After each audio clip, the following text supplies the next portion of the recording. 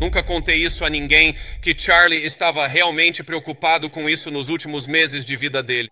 Depois que Charlie foi declarado morto, ela estava absolutamente devastada. Ela não conseguia, sabe, se você já conheceu alguém que está de luto, às vezes a pessoa não consegue nem manter um único pensamento por mais de alguns segundos. E quando todos estão de luto, a Erika me disse, e eu vou me emocionar um pouco, é que... Olha, Miss, eu tenho uma pergunta. Vocês todos estão prontos?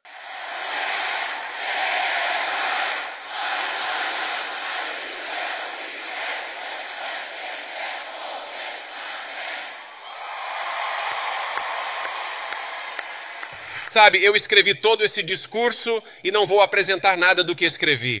Vou falar com o coração, porque era isso que Charlie costumava fazer.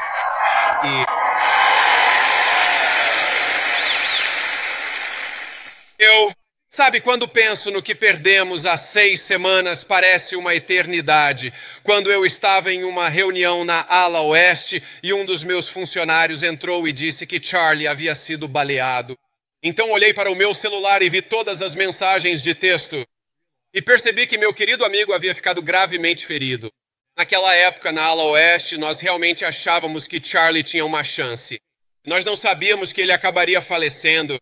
Havia relatos iniciais da equipe médica, que talvez as coisas estivessem indo bem. E claro, eventualmente, Charlie deu seu último suspiro e foi para casa estar com seu Senhor e Salvador. Lembro de pensar naquele momento, primeiro, é claro, em Erika e nas crianças que eles têm. A filha mais velha deles tem uma idade muito parecida com a do nosso filho mais novo. E lembro de pensar que tragédia terrível para aquela família.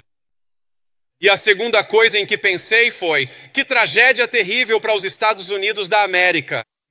Porque Charlie não era apenas uma figura política, ele não era só um cara que andava pelo campus dizendo coisas muito interessantes e promovendo todos esses debates.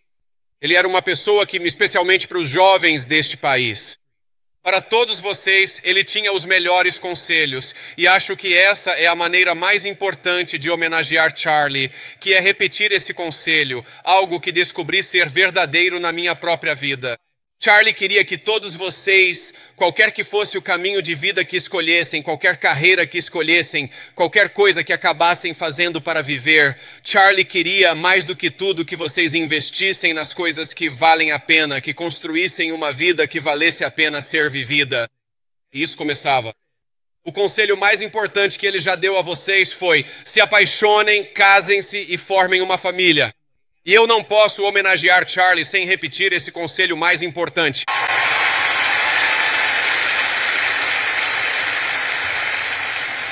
Agora, a maioria de vocês provavelmente é jovem demais para já ter encontrado a pessoa com quem vai passar o resto da vida. Alguns de vocês têm a sorte de já ter encontrado essa pessoa. Mas vou dizer, se você for tão sortudo quanto eu fui, isso te atinge como uma tonelada de tijolos. E eu encontrei essa pessoa na minha adorável esposa, Usha, nossa segunda dama, que está aqui conosco hoje. Ela está sentada em algum lugar na plateia, eu não sei onde. Mas eu te amo, querida. E tenham filhos. Isso é algo que Charlie também sempre dizia.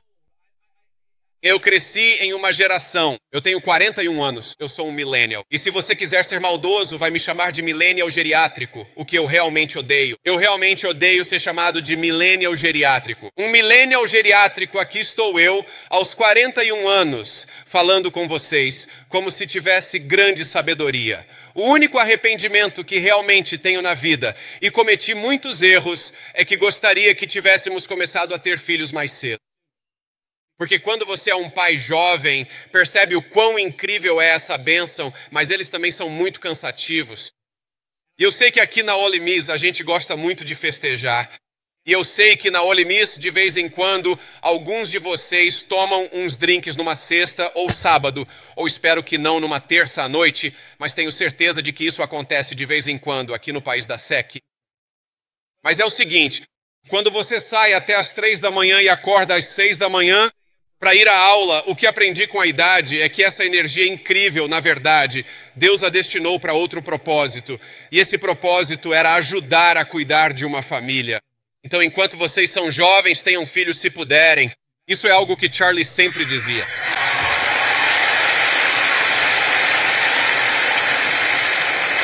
Mas se você pensar nesse conselho, Charlie queria que você se casasse, se apaixonasse, construísse uma família, encontrasse uma vocação. Esse era o conselho que ele dava nos campi. Mas isso não é só sobre você, também é sobre a nossa comunidade, nosso país e sobre o nosso governo.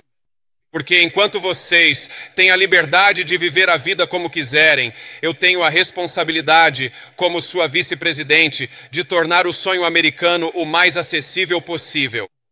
E é por isso, meus amigos, é por isso que nos importamos com todas as coisas com as quais nos importamos.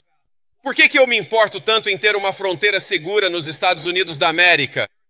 É porque eu acredito que quando você permite uma enxurrada de imigração ilegal, o que acontece é o seguinte: isso reduz os salários dos jovens e torna a moradia inacessível para toda a população americana. É por isso que fechamos a fronteira.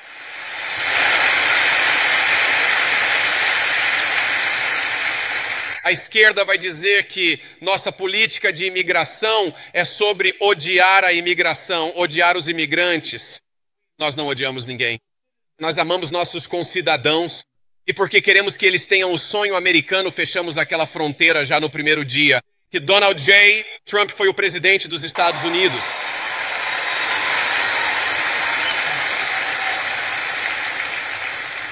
Eu me preocupo com a sua capacidade de comprar uma casa e é por isso que lutamos tanto para corrigir as políticas falhas do governo Biden. Quero muitos de vocês, tenho certeza de que há veteranos militares nesta sala agora.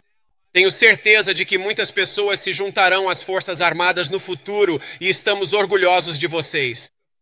Mas parte do America First é garantir que nunca pediremos a vocês para fazerem o trabalho do povo americano, a menos que seja do interesse dos Estados Unidos da América. E é assim que honramos o sacrifício das nossas tropas. E é por isso, meus amigos, é por isso que nos importamos tanto com a liberdade de expressão, como Charlie viveu e morreu.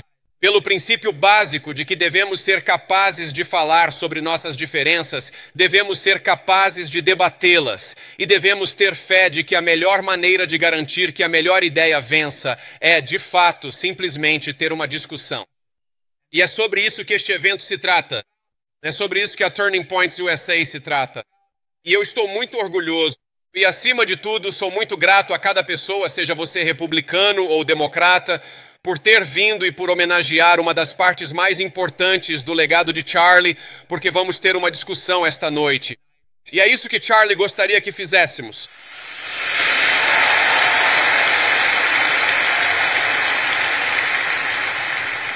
Agora quero passar para as perguntas. E quero deixar bastante tempo para elas, mas gostaria de fazer apenas alguns pontos finais sobre o legado de Charlie na política. A coisa mais importante sobre Charlie é que ele foi um grande marido e um grande pai. A Erika me disse, provavelmente 12 horas, depois que Charlie foi declarado morto. Ela estava absolutamente devastada. Ela não conseguia, sabe, se você já conheceu alguém que está de luto, às vezes a pessoa não consegue nem manter um único pensamento por mais de alguns segundos. E quando todos estão de luto, a Erika me disse, e eu vou me emocionar um pouco, é que ela disse que Charlie nunca gritou com ela. Ele nunca xingou ela. E isso para mim é um grande legado a se deixar como marido e pai, para sua esposa poder dizer isso. Meu marido sempre foi bom comigo e Charlie era um homem bom.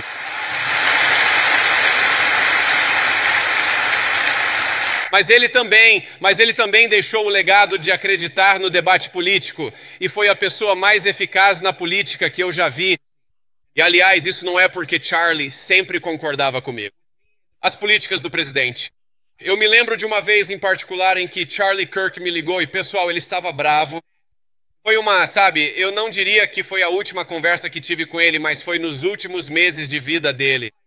E ele me ligou e disse, JD, estou realmente preocupado.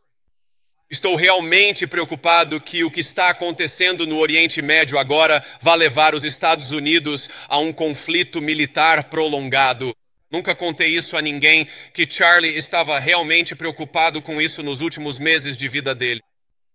Agora, é o seguinte, Charlie era tão eficaz e era tão confiável, tanto para mim quanto para o presidente dos Estados Unidos, que quando Charlie fez aquela ligação, eu não disse, dane-se, você não sabe do que está falando. Você está falando sobre eu o ouvi.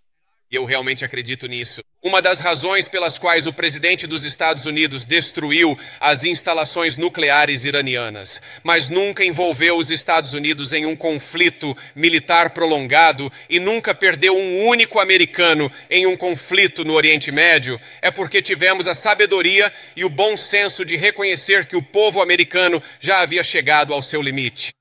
Com mortes de soldados americanos e conflitos estrangeiros desnecessários, mas Charlie Kirk me lembrou disso. Charlie Kirk foi um grande momento para o nosso país. Foi um grande momento para a minha amizade com Charlie Kirk, porque a amizade não é apenas dizer às pessoas o que elas querem ouvir. Não se trata apenas de concordar com todo mundo o tempo todo. Trata-se de ter confiança em outro ser humano, de que você pode dizer a ele que está errado e realmente encorajá-lo a mudar de ideia. Ou, nesse caso, nem necessariamente nos dizer que estávamos errados, mas garantir que estávamos considerando todas as opções. E, claro, sob a liderança do presidente, era isso que estávamos fazendo exatamente isso. Mas Charlie era muito bom nisso. E acho que essa é uma das formas pelas quais quero que todos vocês honrem seu legado. Obviamente, vocês se importam com a nossa grande nação, ou não estariam aqui. Muitos de vocês se tornarão futuros líderes nos negócios ou na política. Muitos de vocês irão conduzir campanhas. Muitos de vocês trabalharão em campanhas. Muitos de vocês serão os futuros líderes. Pode até haver um futuro vice-presidente dos Estados Unidos, ainda que de pouca importância, nesta mesma sala. Mas aqui está. Mas há algo que eu quero que todos vocês se lembrem. Charlie não era eficaz apenas por ter opiniões. Muitas pessoas têm opiniões. Charlie era eficaz porque era corajoso, porque trabalhava muito duro e porque ele transformou sua visão em realidade. E então, se vocês se importam com este país, como eu sei que todos vocês se importam, não fiquem apenas reclamando das redes sociais. Levantem-se e se envolvam em uma campanha. Se vocês querem um resultado de política melhor, mesmo de uma administração pela qual vocês votaram, então saiam e se envolvam para fazer sua voz ser ouvida. Se você se importa com este país, ame-o o suficiente para se envolver no processo e em como governamos. Essa é a única maneira de salvarmos os Estados Unidos da América. E essa talvez seja a maior contribuição que você pode dar ao Charlie. O legado de Kirk é se envolver para salvar este país. Eu estou nessa luta e sei que cada um de vocês está comigo. Que Deus abençoe vocês e obrigado por me receberem.